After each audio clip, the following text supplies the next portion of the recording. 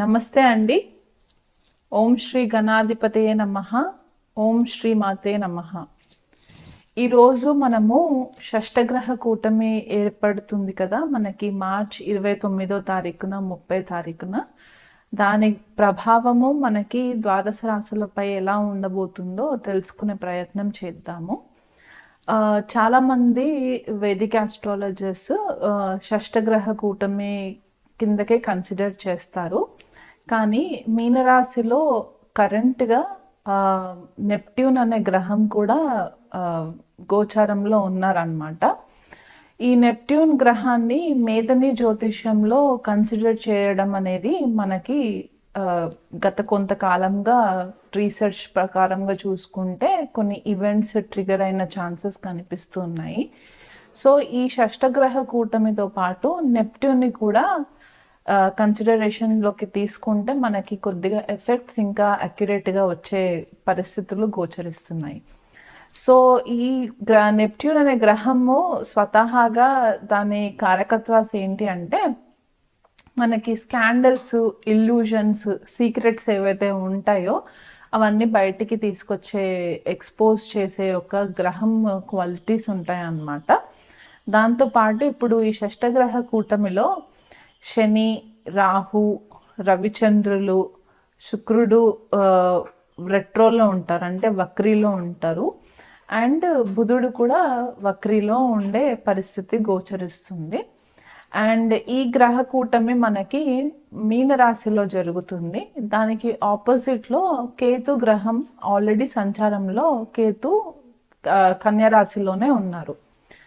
So ఇది ఇలా ఉన్నప్పుడు మనకి గురుడు కూడా వృషభ రాశిలో ఉండడము, కుజుడు వచ్చేసి మిథున రాశిలో సంచారం జరగడము, ఈ ట్రాన్సిట్స్ అన్నీ కూడా ఈ 9 గ్రహాల యొక్క, అంటే కేతుని మనం ఎక్స్క్లూడ్ చేసేస్తే మిగతా గ్రహాల ప్రభావం అంతా కూడా కేతు పైన ఎక్కువ కనిపించే దాఖలాలు కనిపిస్తున్నాయి అన్నమాట. అంటే కన్యా రాశి ఎక్కువ మట్టుకు ప్రాబ్లమ్ జోన్లో ఉన్నట్టు మనం చెప్పుకోవచ్చు, మీనరాశితో పాటు కన్యా రాశి అన్నమాట. సో ఈ గ్రహ కూటమి మీనరాశి, కన్యరాశి యాక్సెస్లో జరుగుతుంది. కాలపురుష కుండలిలో మనకి షష్ఠ భావము అండ్ ద్వాదశ భావము మనకి ఎఫెక్ట్ అయ్యే ఛాన్సెస్ కనిపిస్తూ ఉన్నాయి. సో ఇప్పుడు కన్యరాశి జనరల్గా మనం ఏం చెప్పుకుంటామంటే డిసీజెస్కి కారకం అని చెప్తాం. అంటే మనకు వచ్చే వ్యాధులకి కన్యరాశి మెయిన్ కారకం ఉంటుందన్నమాట. అక్కడ కేతు గ్రహ సంచారం ఏంటంటే, కేతు వైరస్ని కూడా సిగ్నిఫై చేస్తూ ఉంటుంది. సో మనకి వైరస్ స్ప్రెడ్ అవ్వడం అనేది కొద్దిపాటిగా ఈ గ్రహ కూటమి ఏర్పడడం వల్ల కూడా మనకి అది కనిపించే ప్రభావము చూపిస్తూ ఉంటుందన్నమాట. ఈ షష్టగ్రహ కూటమి ఏర్పడిన రోజు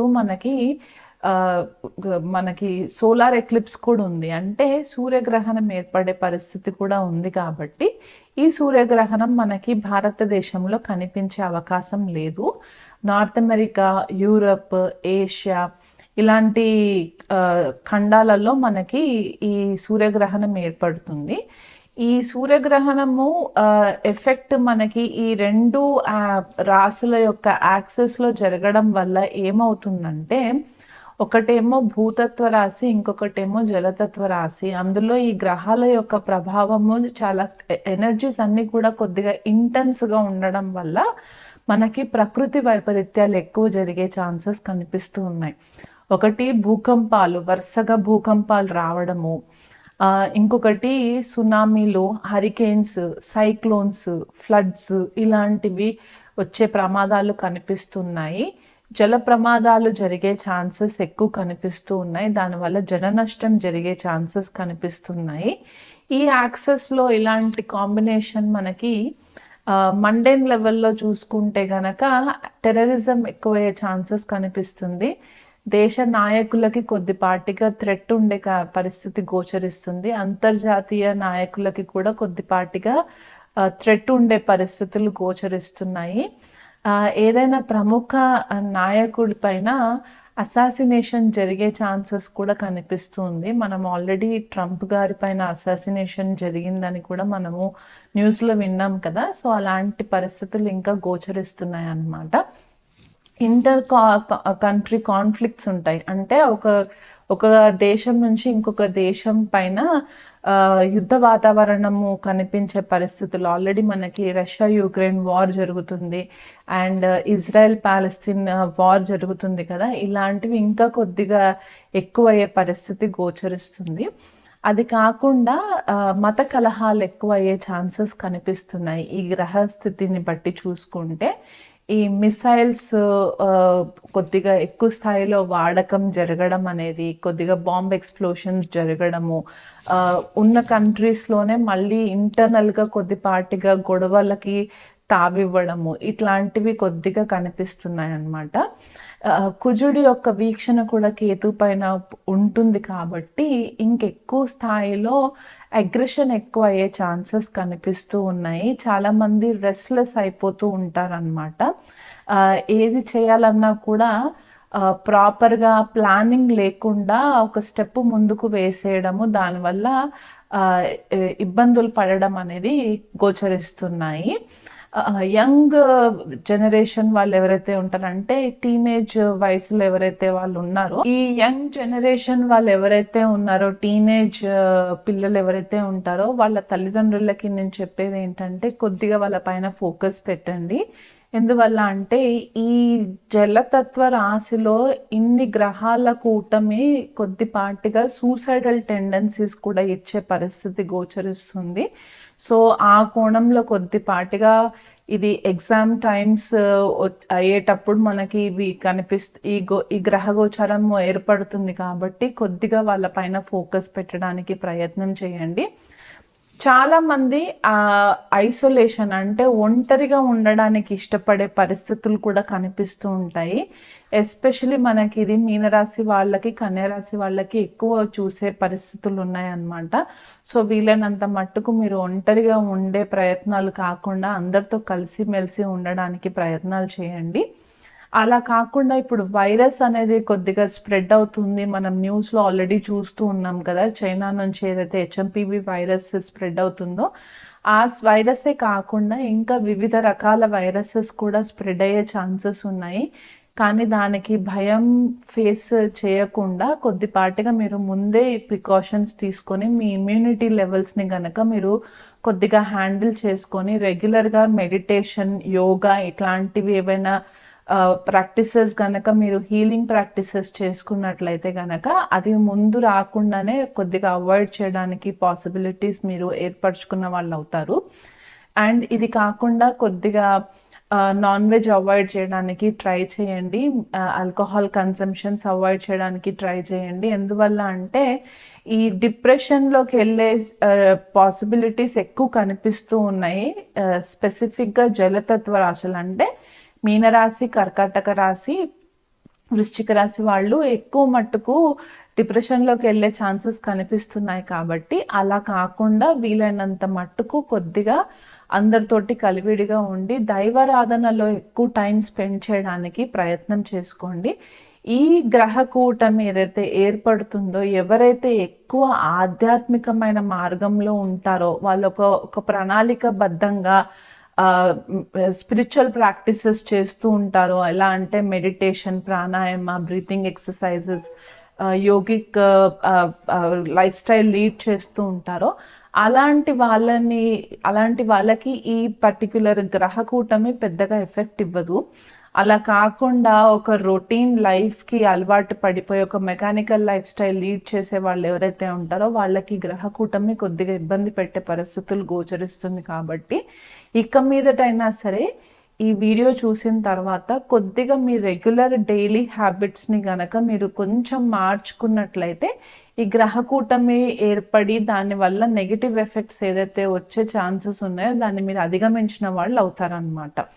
సో వైరస్ వస్తుంది అని చెప్పేసేసి భయపడిపోయి మీరు ఇంకా ఎక్కువ యాంగ్జైటీకి గురి అవ్వకుండా దాన్ని ఎలా మీరు కంట్రోల్ చేసుకోగలుగుతారు, మీ ఇమ్యూనిటీని ఎలా పెంచుకోగలుగుతారు అనేది ఆ కోణంలో మీరు ఆలోచించి మీ ప్రయత్నాలు మీరు చేసుకోండి.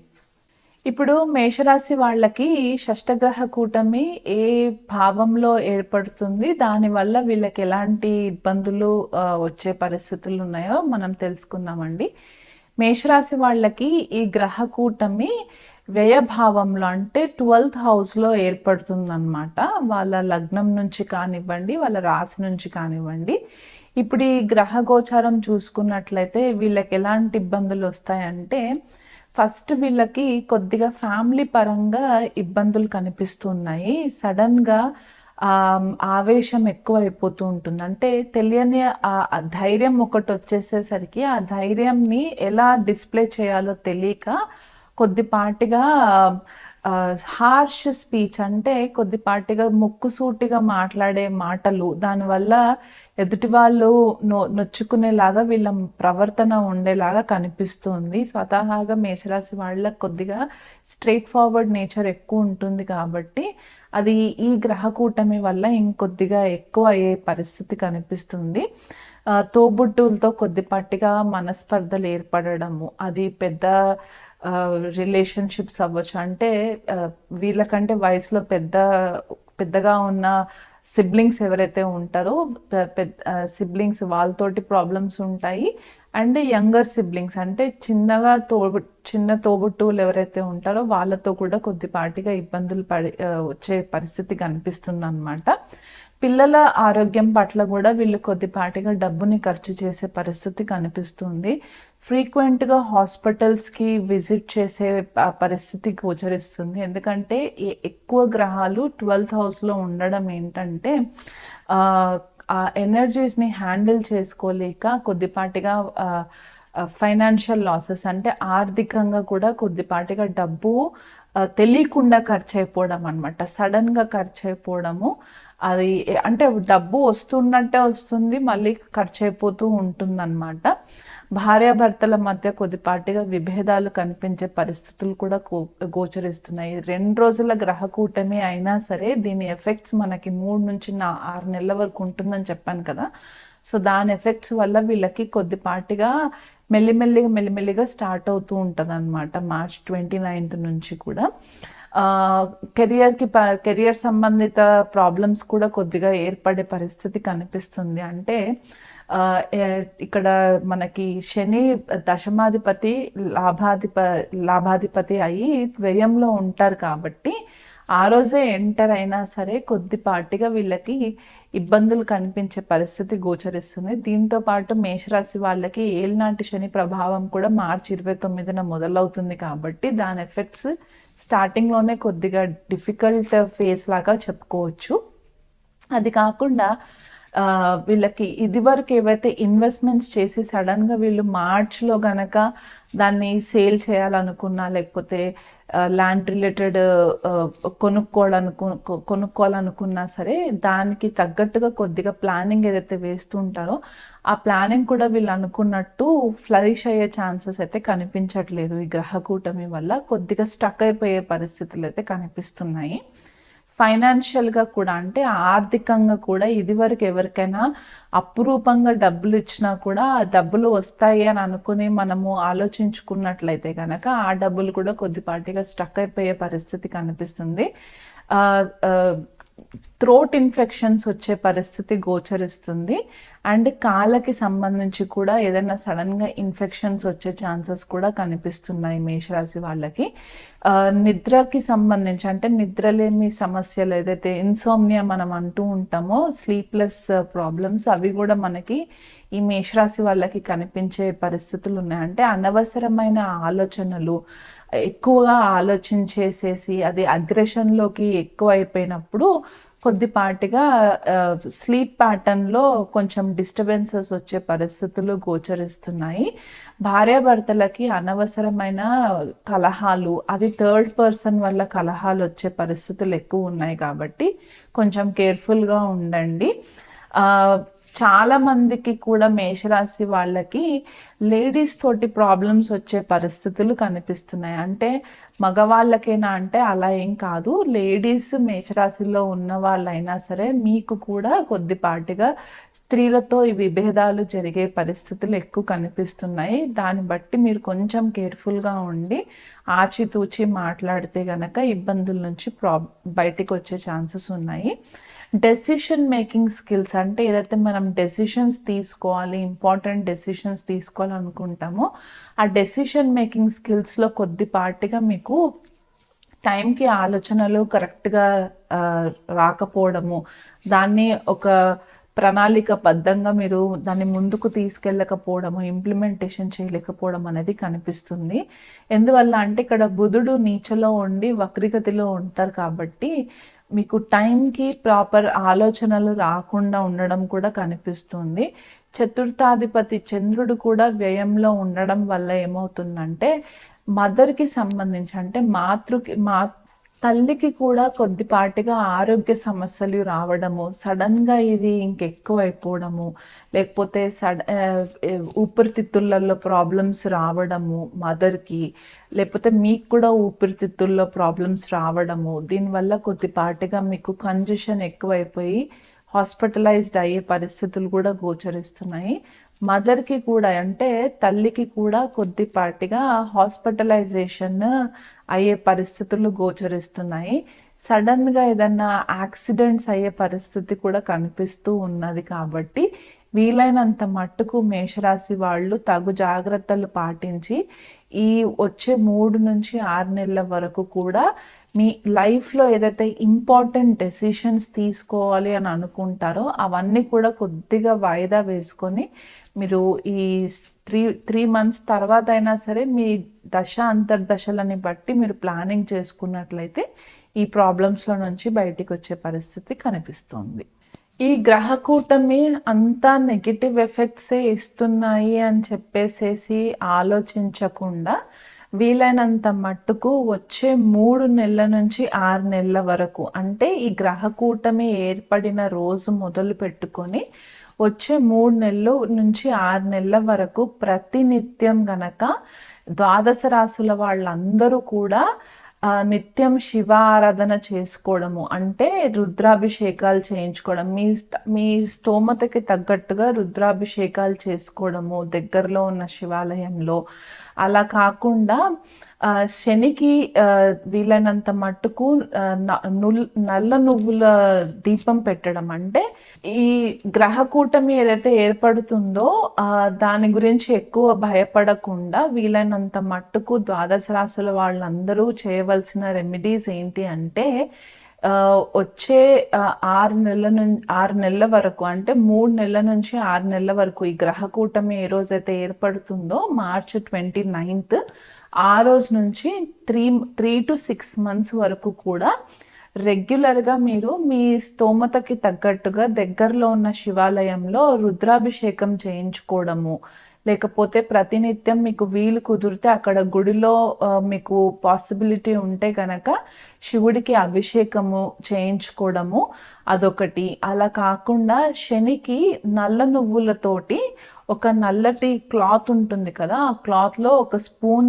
నల్ల నువ్వులు వేసేసి మూట కట్టేసి శుక్రవారం రోజు రాత్రి ఒక గిన్నెలో నువ్వుల నూనె పోసేసి నానబెట్టి శనివారం రోజు ఉదయము ఇది దగ్గరలో ఉన్న శివాలయంలో నవగ్రహాలు ఎక్కడైతే ఉంటాయో అక్కడ ఈ నల్ల నువ్వుల దీపం ఒకటి వెలిగించి ప్రతి సాటర్డే మీరు ఇది విధంగా చేసుకున్నట్లయితే కొద్దిపాటిగా ఈ గ్రహ కూటమి వల్ల ఏర్పడే నెగిటివ్ ఎఫెక్ట్స్ని మీరు కొద్దిగా కంట్రోల్ చేసిన వాళ్ళు అవుతారు.